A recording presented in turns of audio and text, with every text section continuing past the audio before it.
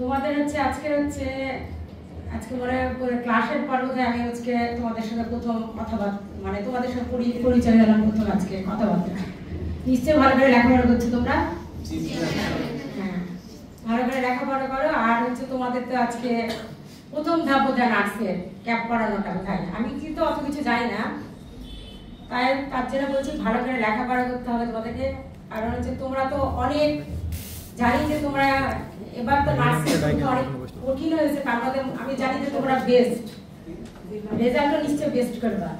পড়ালেখা করতে হবে, ক্লাস মনোযোগী করতে হবে।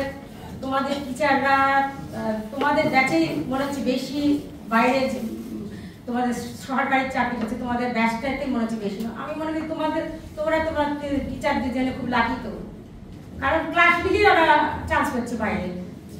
হ্যাঁ, আমি তো তাই মনে করছি। আমি মানে কালকে ভাবছি যে এই ব্যাচের বেশিরভাগ ছেলে মেয়ে এই প্রথম কিন্তু এই সালেই মানে নতুন নতুন টিচার নেওয়ার পরে তোমাদের ক্লাসে যাচ্ছে, চান্স পাচ্ছে ওরা সরকারি। হ্যাঁ, এবার মনে হ্যাঁ সবথেকে বেশি, কারণ টিচাররা যারা আগে ছিল চলে গেছে, তারা কিন্তু বোধহয় তুমি ছিল না, তাদেরকে দিয়ে গেছো প্রথমে বোধহয়। তারা তো অনেকদিন ধরে আমাদের এখানে কাজ, 3 বছর 4 বছর ধরে কাজ করেছে, তারা কিন্তু পেয়েছে। কিন্তু চান্স পাওয়া তো লাকি তো ব্যাপার আছে, নিশ্চয়ই ওরা লেখাপড়া করেছে, তাদের হচ্ছে চান্স পেত না। সেটা তোমাদের করতে হবে, লেখাপড়া করতে হবে, ভালোভাবে প্র্যাকটিস করবা। আর এখনকার বাচ্চাদেরকে তো কোনো শেখানো নাই, নিজের অনেক অ্যাডভান্স। কারণ আমার মেয়ে পড়ে, তোমাদের ব্যাচেরই তো আমার মেয়েও, আমার মেয়েকে কোনো কিছু শেখানো হয় না।